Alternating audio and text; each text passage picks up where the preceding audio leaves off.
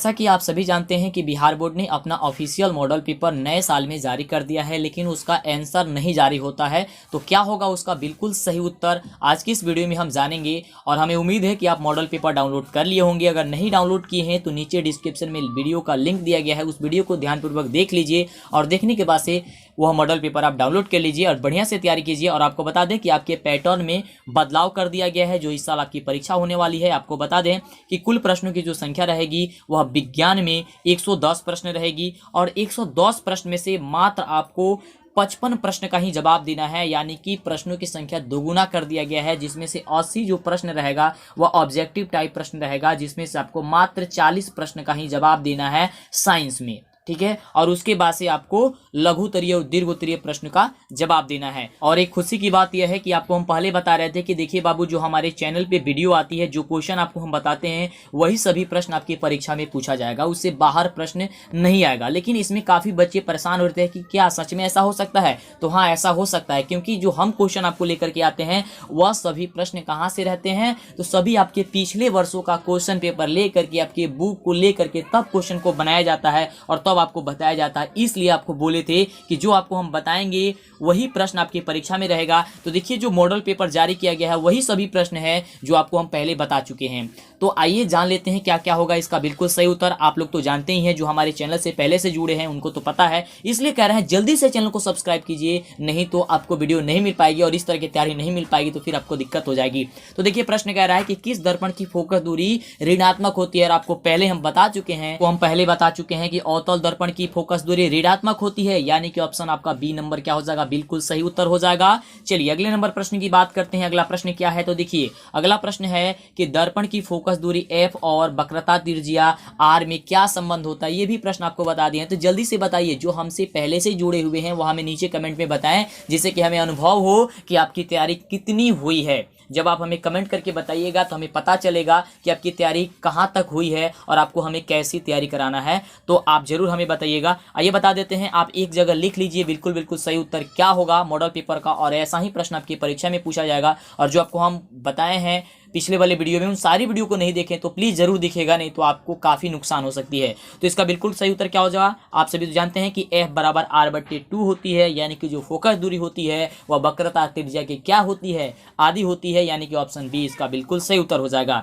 आगे बात करते हैं अगले नंबर प्रश्न की। तो अगला नंबर प्रश्न कह रहा है कि सामान्य दृष्टि के लिए स्पष्ट दृष्टि की न्यूनतम दूरी क्या होती है। और ये भी प्रश्न का जवाब हम आपको पहले ही बता दिए हैं। फटाफट बताइए क्या होगा इसका बिल्कुल सही उत्तर। हाँ, तो इसका बिल्कुल सही उत्तर क्या हो जाएगा, ऑप्शन बी नंबर हो जाएगा कि 25 सेंटीमीटर होता है। क्या होता है, 25 सेंटीमीटर होता है, यानी कि ऑप्शन इसका बी सही इसका क्या हो जाएगा, उत्तर हो जाएगा। चलिए आगे बात करते हैं अगले प्रश्न की। तो देखिए अगला प्रश्न कह रहा है, और ये भी प्रश्न आपको हम बता चुके हैं। देखिए प्रश्न कह रहा है कि श्वेत प्रकाश का कौन सा रंग, यानी कि वर्ण, किसी प्रिज्म से गुजरने के पश्चात का मतलब होता है बाद में सबसे कम झुकता है। सबसे कम कौन झुकता है, तो कहिएगा सर लाल होगा, क्योंकि आपने पहले बता दिया है। तो इस तरह से तैयारी कीजिए और वही सभी प्रश्न आप पढ़िए जो आपकी परीक्षा में पूछा जाता है। कई तरह की आप देख रहे हैं कि गलत जगह मतलब कि आपको पढ़ाया जा रहा है, एक ही चीज़ को कई बार बताया जा रहा है, जिससे कि दिक्कत हो रही है आपको। इसलिए कह रहे हैं कि आप वही सभी पढ़िए जो आपको परीक्षा में पूछा जाए। तो आप देख रहे हैं कि जो आपको पढ़ाए हैं बताए हैं वही सभी प्रश्न आपकी परीक्षा में पूछा जा रहा है, मतलब आपके मॉडल पेपर में या कहीं पे भी यही सभी प्रश्न आएगी। चलिए आगे बात करते हैं अगले प्रश्न की। और यह भी प्रश्न आपको हम बता चुके हैं पहला। 5वां नंबर देखिए प्रश्न कह रहा है कि मानव आंख की रेटिना द्वारा बनाई गई छवि क्या होती है। लेकिन छवि की जगह हम आपको बताए थे क्या चीज, कि मानव आंख की रेटिना द्वारा बनाई गई प्रतिबिंब होती है। तो आपको इस तरह से बताए थे, यहाँ पे छवि की जगह हम प्रतिबिंब बता दिए थे। तो देखिए वही सभी प्रश्न है, केवल थोड़ा सा वर्ड चेंज कर दिया जाएगा और उसमें आपको हम बताए भी होंगे शायद कि ऐसा प्रश्न पूछा जा सकता है। तो इसका बिल्कुल सही उत्तर क्या हो जाएगा, ऑप्शन बी नंबर हो जाएगा। क्या हो जाएगा, बी नंबर हो जाएगा कि मानव आंख की रेटिना द्वारा बनाई गई जो छवि होती है या प्रतिबिंब होती है वह क्या होती है, वास्तविक और उल्टा होती है, यानी कि ऑप्शन बिल्कुल बी नंबर क्या हो जाएगा, करेक्ट हो जाएगा। जल्दी से लाइक कीजिए, आप लाइक करने में कंजूसी नहीं कीजिए और जितना ज्यादा हो सकता है शेयर कीजिए। काफी आपके पास कम और अनोखा समय बचा हुआ है, ठीक है। तो बढ़िया से तैयारी कीजिए। और कोई दिक्कत रहता है, एक चीज कोई दिक्कत रहता है आपको, जैसे कुछ पूछना है, कोई प्रश्न आपको फंस जाता है, नहीं समझ में आ रहा है क्या करें, तो नीचे कमेंट बॉक्स आपके लिए बना होता है, कमेंट करके बता दीजिए हमें। आपका कमेंट हम पढ़ेंगे, फिर आपको लाइक करेंगे और उस कमेंट का उत्तर अगर वहां पे छोटा होगा तो जवाब दे देंगे, नहीं तो किसी न किसी वीडियो में हम आपको बता देंगे।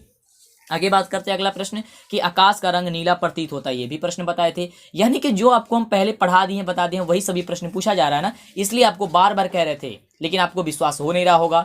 तो इसलिए अब आपको विश्वास जरूर हो गया होगा कि सर जो बता रहे थे वही सभी प्रश्न पूछा जा रहा है। तो इसलिए जल्दी से चैनल को सब्सक्राइब कीजिए, लाइक कीजिए और शेयर कीजिए। तो इसका बिल्कुल सही उत्तर क्या हो जाएगा, आकाश का रंग नीला जो प्रतीत होता है वह किसके कारण बहु प्रतीत होता है। तो आप सभी तो जानते हैं कि प्रकाश के प्रकीर्णन के कारण होता है। काफी बच्चे अपवर्तन टिक करेंगे, अपवर्तन नहीं होगा, प्रकीर्णन होता है। क्या हो जाएगा, ऑप्शन बी हो जाएगा। चलिए आगे बात करते हैं। अगला जो प्रश्न है वह कह रहा है, देखिए प्रश्न कि किस दर्पण से वस्तु का प्रतिबिंब बड़ा बनता है। ये भी बताए थे आपको, बड़ा बनता है। और उसमें आपको काफी समझाए थे कि दाढ़ी बनाने में उसका प्रयोग किया जाता है, जिससे कि दाढ़ी का जो बाल होता है वह छोटा छोटा रहता है तो वह दिखाई दे दे। तो किसमें होता है, तो अवतल दर्पण होता है, यानी कि अवतल दर्पण क्या हो जाएगा, इसका बिल्कुल सही उत्तर हो जाएगा। ओके, चलिए आगे बात करते हैं अगले प्रश्न की। तो अगला देखिए प्रश्न कह रहा है कि निम्नलिखित में से कौन सा लेंस निकट दृष्टि दोष को ठीक करने के लिए उपयोग किया जाता है। ये भी प्रश्न आपको बता दिए हैं पहले से। कौन सा लेंस का प्रयोग किया जाता है अगर किसी व्यक्ति को क्या हो गया हो, निकट दृष्टि दोष हो गया हो। तो आप सभी को तो पता है, क्योंकि आपको पता है।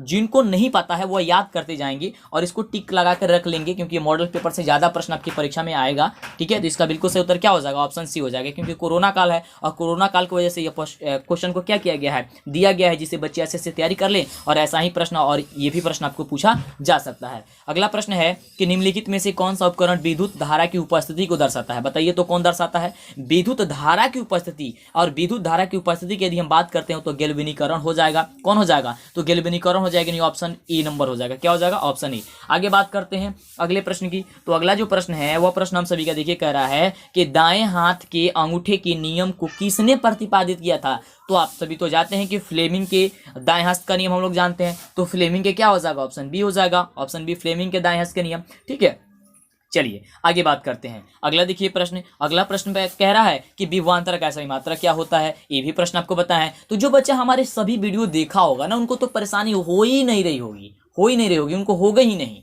है ना, क्योंकि सभी प्रश्न हम आपको बता चुके हैं और ऐसे ही लगातार आपकी क्लास चल रही है। तो आपके पास इतने ही कम समय है। आपको बोले थे कि पूरी तैयारी आपको हम करा देंगे, भटकना नहीं है। भटकिएगा तो दिक्कत हो जाएगी, है ना। ऐसे आप भटक रहे हैं किसी उस चैनल पे, कभी उस चैनल पे, कभी उस चैनल पे, तो ऐसा ना कीजिए। किसी एक चैनल को निर्धारित कीजिए और उसी से अपना तैयारी कीजिए। ठीक है, चलिए अगला प्रश्न कह रहा है कि विभवांतर का सही मात्रक क्या होता है। तो वोल्ट होता है, आपको पता है ना, क्योंकि हमने बताया है आपको। चलिए तो इसका उत्तर क्या हो जाएगा, ऑप्शन ए नंबर हो जाएगा।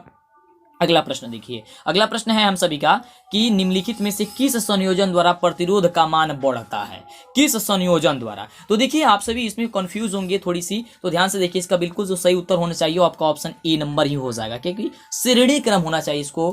बिल्कुल सही उत्तर। थोड़ी सी इसमें हम कंफ्यूज है, अगर हो सकता है, लेकिन इसका बिल्कुल सही उत्तर ऑप्शन ए है। ठीक है, चलिए आगे बात करते हैं अगले प्रश्न की। अगला जो प्रश्न है वह प्रश्न कह रहा है हम सभी की कि चुंबकीय बल रेखा की प्रवृत्ति जो होती है वह कैसी होती है। चुंबकीय जो बल रेखा होती है उसकी प्रवृत्ति जो होती है वह कैसी होती है बाबू। तो कहेगा चुंबकीय बल रेखा की जो प्रवृत्ति होती है तो काल्पनिक होती है। क्या हो जाएगा, ऑप्शन ए नंबर हो जाएगा। नहीं हो जाएगा। हाँ, तो चलिए आगे बात करते हैं अगले प्रश्न की।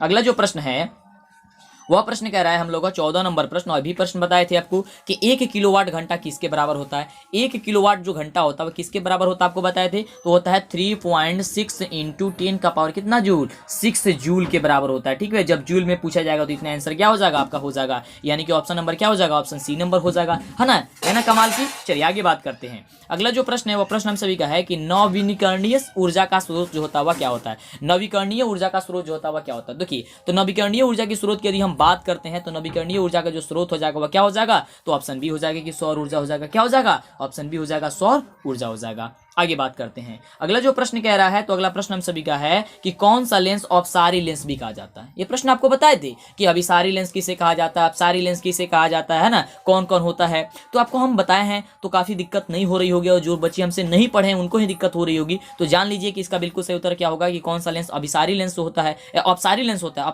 अपसारी लेंस की बात करते हैं तो क्या होता है, अवतल लेंस होता है। यानी कि ऑप्शन क्या हो जाएगा, ई नंबर हो जाएगा। और अभिसारी अगर पूछता तो उत्तल हो जाता, है ना। चलिए तो आगे बात करते हैं अगले प्रश्न की। देखिए तो अगला प्रश्न हम सभी का कि प्रकाश का प्राथमिक वर्ण कौन है। प्राथमिक वर्ण, प्रकाश का प्राथमिक वर्ण। और देखिए इसमें प्रश्न देखिए क्या पूछ रहा है, ऑप्शन देखिए कह रहा है कि लाल है, नीला है, या हरा है, या उपयुक्त सभी है। तो देखिए ये जो आपको प्राथमिक वर्ण पूछेगा ना तो ये तीनों हो जाएगा, लाल भी हो जाएगा, नीला भी हो जाएगा, हरा भी हो जाएगा। तो तीनों याद करके रखे गए, यानी कि उपयुक्त जो सभी है ना वह सभी आपका क्या हो जाएगा, बिल्कुल सही उत्तर हो जाएगा। ठीक है, चलिए आगे बात करते हैं अगले प्रश्न की। सही सही उत्तर जान लीजिए। देखिए अगला प्रश्न कह रहा है कि निम्नलिखित में से कौन नृत्य का रंगीन भाग होता है। रंगीन भाग कौन होता है ना। तो देखिए रंगीन भाग की यदि हम बात करते हैं तो रंगीन भाग कौन हो जाएगा इसमें से, तो आप सभी को बताना चाहिए, बताना चाहेंगे। इसका ऑप्शन हो जाएगा कार्निया होगा। क्या होगा? कार्निया होगा। रंगीन भाग की बात करते हैं तो कार्निया ऑप्शन इसका होगा। ठीक है, चलिए आगे बात करते हैं। और एक चीज आपको बताना चाहेंगे कि सबसे पहले हम ही आपको आंसर की बता रहे हैं, है ना। और इसके देखने के बाद से काफ़ी जो है वो आपको मिल जाएगी, काफ़ी जगह आपको मिल जाएगी, है ना। सबसे पहले आपको हम बता रहे हैं ये चीज़। और आपको पता भी है कि जब बिहार बोर्ड का ऑफिशियल चीज़ आया था, ऑफिशियल मॉडल पेपर आया था, क्योंकि आप जानते हैं कि हमारे चैनल पे कोई फेक वगैरह कभी भी नहीं आती है ना। तो सबसे पहले जब आए थे तो हम ही आपको बताए थे, 1 जनवरी के दिन ही आपको हम बता दिए थे कि आपकी ऑफिशियल मॉडल पेपर जो है जारी कर दी गई है। ठीक है, चलिए। और आपको तो कभी रात को पता चला होगा या सुबह में पता चला होगा ना, लेकिन इसके पहले आ गई थी। ठीक है, वो 1 जनवरी के दिन ही आ गई थी। अगला प्रश्न है कि 1 HP बराबर कितना होता है। 1 HP बराबर, तो 1 HP बराबर जो होता है वह 746 वाट होती है। कितनी होती है? 746 वाट होती है। ठीक है, चलिए आगे बात करते हैं। इसलिए आपको सभी चीज़ें आपको यहाँ पे सबसे पहले मिलेगी, बढ़िया से मिलेगी, कोई भी इधर उधर का नहीं रहेगा। देखिए ये जो प्रश्न है ये थोड़ा सा हट का प्रश्न पूछा गया, मतलब कि सिलेबस से हट के प्रश्न पूछा गया है, और होना भी चाहिए, क्योंकि जब डबल प्रश्न पूछा जा रहा है तो कुछ हट के होना चाहिए। तो देखिए प्रश्न कह रहा है कि विशालक शीशा। विशालक शीशा का मतलब होता है कि मैग्नीफाइंग ग्लास। मैग्नीफाइंग ग्लास का होता है मतलब कि वह क्या होता है? अवतल दर्पण होता है, अवतल लेंस होता है, उत्तल लेंस होता है, या अवतल दर्पण होता है, या फिर उत्तल दर्पण होता है। क्या होता है इसका बिल्कुल सही उत्तर? अगर आपको पता है तो आप हमें नीचे कमेंट करके बताइए कि क्या होगा इसका बिल्कुल सही उत्तर। इसका बिल्कुल सही उत्तर हो जाएगा ऑप्शन बी नंबर हो जाएगा। क्या हो जाएगा? उत्तल लेंस होगा। ध्यान से याद करके रखिएगा कि विशालक शीशा यानी कि मैग्नीफाइंग जो ग्लास होता है वह उत्तल लेंस होता है। क्या होता है? वह उत्तल लेंस होता है, यानी कि ऑप्शन बी होगा। बढ़िया से याद करके रखिएगा। आइए देखते हैं अगला नंबर जो प्रश्न है वह प्रश्न क्या कह रहा है। तो अब अगला नंबर प्रश्न कह रहा है कि जब किसी चालक तार से विद्युत धारा प्रवाहित होती है तो गतिशील कण है। जब किसी चालक तार से विद्युत धारा प्रवाहित होती है तो जो गतिशील कण होता है वह क्या होता है? तो इलेक्ट्रॉन होता है। कौन होता है? वह इलेक्ट्रॉन होता है, यानी कि ऑप्शन क्या हो जाएगा बाबू? ऑप्शन डी नंबर हो जाएगा। तो बढ़िया से याद करिए रखिएगा, बढ़िया से सोच समझ करके पढ़े रहिएगा तो दिक्कत नहीं होगी। ठीक है, चलिए आगे बात करते हैं हम लोग। चलिए तो लाइक कर दीजिए फटाफट तो जल्दी से, और चैनल पे पहली बार आए हैं तो सब्सक्राइब कीजिएगा तो ही आपको वीडियो मिलेगा। और देखिए हमारे चैनल पे लाइव क्लास, लाइव टेस्ट, आपको सब चीज़ ली जाती है, टेस्ट ली जाती है, जिससे आपको पता चले कि आपकी तैयारी कितनी हुई है। अगला प्रश्न कह रहा है कि एम्पियर घंटा मात्रक है। जो एम्पियर घंटा मात्रक होता है वह एम्पियर घंटा किसका मात्रक होता है? शक्ति का मात्रक होता है, या फिर आवेश का मात्रक होता है, या फिर ऊर्जा का मात्रक होता है, या फिर इनमें से किसी का भी मात्रक नहीं होता है एम्पियर घंटा। तो देखिए एम्पियर घंटा की बात करते हैं तो एम्पियर घंटा जो मात्रक होता है वह आवेश का मात्रक होता है। आप कहिएगा कि सर आवेश का तो मात्रक आपका कूलम्ब होता है। ठीक है, कूलम्ब होता है, लेकिन 1 एम्पियर घंटा में 3600 कूलम्ब आपका आवेश होता है, इसलिए इसका उत्तर आपका बिल्कुल सही बी नंबर होगा। क्या होगा? बी नंबर होगा। क्यों होगा समझिए आप। देखिए 1 एम्पियर जो घंटा होता है वह 3600 कूलम्ब आवेश के बराबर होता है।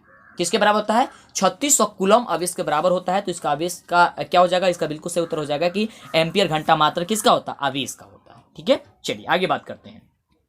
अगला प्रश्न कह रहा है कि निम्नलिखित में कौन सा मात्रक वाट के बराबर है। इसमें वाट के बराबर कौन सा मात्रक है? प्रश्न आपको बताइए, याद किए होंगे आपको, अगर बढ़िया से आपको याद होगा तो। ठीक है, चलिए तो बात करते हैं इसका बिल्कुल सही उत्तर क्या हो जाएगा। तो कहिएगा सर इसका बिल्कुल सही उत्तर तो ए नंबर हो जाएगा, क्योंकि आपने पहले बताया है। हाँ, हमने पहले बताया है, यानी कि ऑप्शन ए नंबर हो जाएगा कि जूल प्रति सेकेंड। आगे बात करते हैं, अगले प्रश्न की बात करते हैं। तो अगला जो प्रश्न हम सभी का कह रहा है कि विद्युत धारा का मात्रक क्या होता है। विद्युत धारा का मात्रक क्या होता है आप सभी को तो पता है। ऑप्शन कह रहा है कि एम्पियर होता है, वोल्ट होता है, ओम होता है, या वाट होता है। क्या होता है आपको ये बतानी है। तो देखिए विद्युत धारा का जो मात्रक होता है वो एम्पियर होता है, यानी कि ऑप्शन क्या हो जाएगा? ए नंबर हो जाएगा। और एक चीज आपको बताना चाहेंगे कि सारे सब्जेक्ट का, वो मैथ हो, सोशल साइंस हो, संस्कृत हो, जो भी है सबका आंसर की आपको इस चैनल पे मिल जाएगी। ठीक है, परेशान नहीं होना है, कहीं भटकना नहीं है, भटकिएगा तो दिक्कत होगा। आप जानते हैं ना कि इधर से उधर जब आप जाइएगा, यानी कि 2 नाव पे जाइएगा, तो फिर बीच में क्या होता है आपको पता है। आगे बात करते हैं। अगला प्रश्न है कि ग्लोबल वार्मिंग के लिए उत्तरदायी गैस कौन होता है। ग्लोबल जो वार्मिंग होता है उसके लिए उत्तरदायी जो गैस होता है कौन होता है? O2 होता है, या NH3 होता है, या फिर CO2 होता है, या फिर N2 होता है। तो आपको बताना चाहेंगे कि ग्लोबल वार्मिंग के लिए जो उत्तरदायी गैस होता है वह क्या हो जाएगा? CO2 हो जाएगा, यानी कि ऑप्शन क्या हो जाएगा? सी नंबर हो जाएगा। ठीक है, चलिए आगे बात करते हैं। अगला जो प्रश्न है वो प्रश्न हम सभी क्या कह रहा है कि शरीर में भोजन का पाचन किस प्रकार की अभिक्रिया है। ये भी प्रश्न आपको बढ़िया से समझा करके बताए थे कि शरीर में भोजन का पाचन किस प्रकार की अभिक्रिया है। तो यह उपचयन अभिक्रिया। कौन अभिक्रिया है? उपचयन अभिक्रिया है। ठीक है, चलिए आगे बात करते हैं।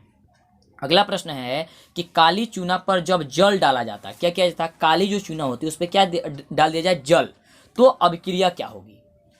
क्या वह उष्माक्षेपी होगी, उष्माशोषी होगी, विस्फोटक होगा, या फिर इनमें से कोई नहीं होगा? तो देखिए, जब काली चूना पर हम लोग क्या करते हैं, जल डाल देते हैं, तो इसमें उष्माक्षेपी अभिक्रिया होगी, क्योंकि उसमें से उष्मा क्या होगा? बाहर निकलेगा, यानी कि ऑप्शन क्या हो जाएगा? ई नंबर हो जाएगा। ठीक है, चलिए आगे बात करते हैं।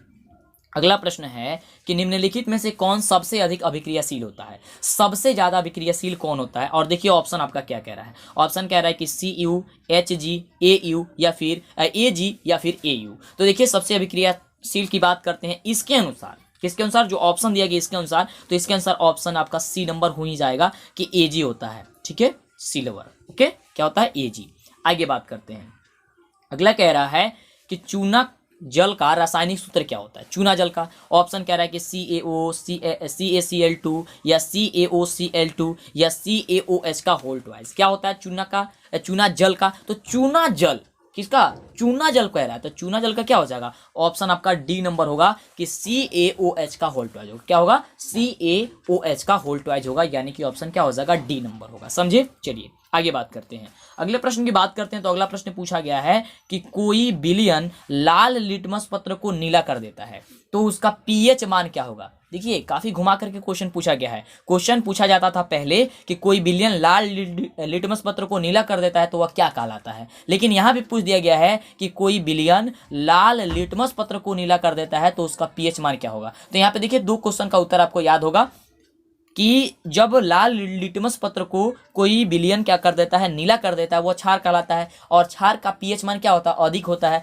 तो पीएच मान जब अधिक होता है तो यहाँ पे देखिए 7 से अधिक होता है। किससे अधिक होता है? 7 से अधिक होता है। ऐसा नहीं कहिएगा कि अधिक होता है, अधिक नहीं, 7 से अधिक होता है। किससे अधिक? 7 से। तो इस ऑप्शन में देखिए 7 से अधिक कौन कौन है? तो 11 है और 10 है, यानी कि ऑप्शन डी नंबर हो जाएगा कि ए एवं बी दोनों हो जाएगा। क्या हो जाएगा? ए और बी दोनों हो जाएगा। आगे बात करते हैं अगले प्रश्न की। और देखिए, अगला जो प्रश्न है वो कह रहा है कि एल्काइन में कार्बन कार्बन के बीच कितने सहसंयोजक बंधन होते हैं?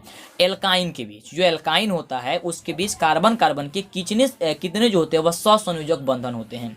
1 होते हैं, 2 होते हैं, या फिर 3 होते हैं, या फिर 4 होते हैं? तो आपको बताना चाहेंगे कि एल्काइन में कार्बन कार्बन के जो बीच होता है वह एक त्रिआबंध होता है, यानी कि ऑप्शन इसका सी होगा। ठीक है, ऑप्शन सी त्रिआबंध। आगे बात करते हैं।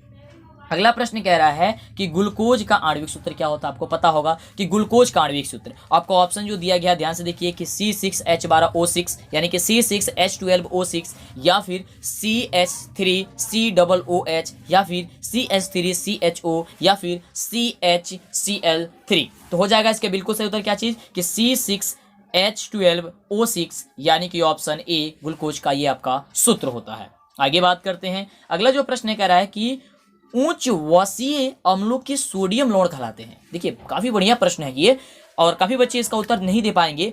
उच्च वसीय अम्लों के सोडियम लवण जो है कहलाते हैं। तो आप साबुन के बारे में जब पढ़े होंगे ना तो आपको बताया गया होगा। तो ये हो जाएगा ऑप्शन क्या हो जाएगा? साबुन। क्या हो जाएगा? साबुन। ना यहाँ पे अपमार्जक होगा, ना प्लास्टिक होगा, ना रबर होगा। क्या होगा? साबुन होगा। आगे बात करते हैं। अगला जो प्रश्न है वह कह रहा है हम सभी का कि बॉन्ड CHO अभिक्रियाशील मूलक को क्या कहते हैं? बॉन्ड CHO काफी बढ़िया प्रश्न है यार, आपको पहले भी बताया है और बताया भी थी कि काफी इंपॉर्टेंट क्वेश्चन है। ऐसा ही प्रश्न आपके परीक्षा में पूछा जाएगा। देखिए, जो मॉडल पेपर जारी किया गया तो यही प्रश्न आपको आ गया। तो क्या हो जाएगा? बॉन्ड CHO अभिक्रियाशील मूलक को हम लोग क्या कहते हैं? फटाफट बताइए। तो आप जानते हैं कि उसे क्या कहते हैं? हम लोग एल्डिहाइड कहते हैं, यानी कि ऑप्शन क्या हो जाएगा? ए हो जाएगा। क्या कहते हैं? एल्डिहाइड कहते हैं। अब अगला नंबर प्रश्न कह रहा है कि आवर्त सारणी के किसी आवर्त में बाएं से दाएं जाने पर तत्वों की परमाणु त्रिज्या होती है। जो आवर्त सारणी होती है उसमें हम बाएं से जब दाएं जाते हैं, कहाँ जाते हैं? ध्यान से देखिए, बाएं से दाएं। जब बाएं से दाएं जाएंगे ना तो उसमें क्या होगा कि परमाणु की त्रिज्या में क्या होगी? घटौती होगी, यानी कि वो घटेगा। यानी कि ऑप्शन क्या हो जाएगा? आपका ए नंबर होगा। ठीक है, क्या हो जाएगा? घटेगा। ऑप्शन दिया गया था कि पहले घटती है या पुनः बढ़ती है, और मतलब कि फिर बाद में बढ़ती है, और ऑप्शन सी कह रहा था कि अपवर्तित रहती है, और ऑप्शन डी कह रहा है कि बढ़ती है। तो देखिए, वो घटती है। आवर्त सारणी के किसी आवर्त में अगर बाएं से दाएं आप जाइएगा तो तत्वों की परमाणु जो त्रिज्या होगी ध्यान से देखिएगा, त्रिज्या पूछी जा रही है तो त्रिज्या में क्या होगी, घटौती होगी, यानी कि यहाँ पे क्या हो जाएगा, ऑप्शन ए नंबर हो जाएगा कि घटती है। अगला जो प्रश्न है वह कह रहा है, ध्यान से देखिए इस प्रश्न को।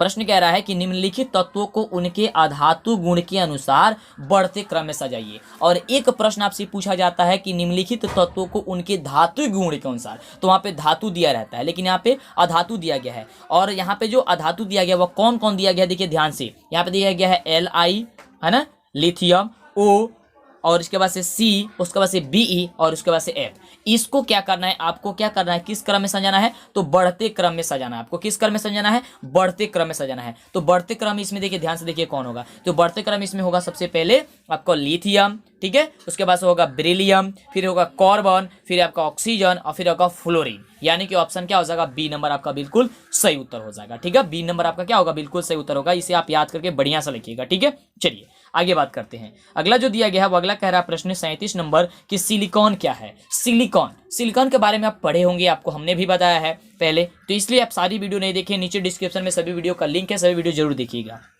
तो कह रहा है कि धातु है या फिर अधातु है या फिर उपधातु या फिर इनमें से कोई नहीं है। तो देखिए सिलिकॉन की यदि हम बात करते हैं तो सिलिकॉन एक उपधातु है। क्या है, उपधातु है, यानी कि ऑप्शन जो हो जाएगा वह सी नंबर हो जाएगा। सिलिकॉन एक उपधातु है, इसे आप याद करके रखिएगा।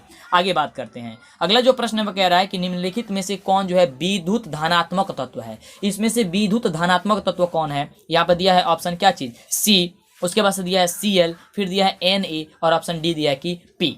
तो इसका उत्तर जो सही हो जाएगा विद्युत धनात्मक तत्व, तो आपका सोडियम हो जाएगा, यानी कि ऑप्शन इसका हो जाएगा सी। अगले प्रश्न की बात करते हैं। तो अगला प्रश्न कह रहा है कि टिहरी बांध निर्माण किस प्रदेश में किया गया है।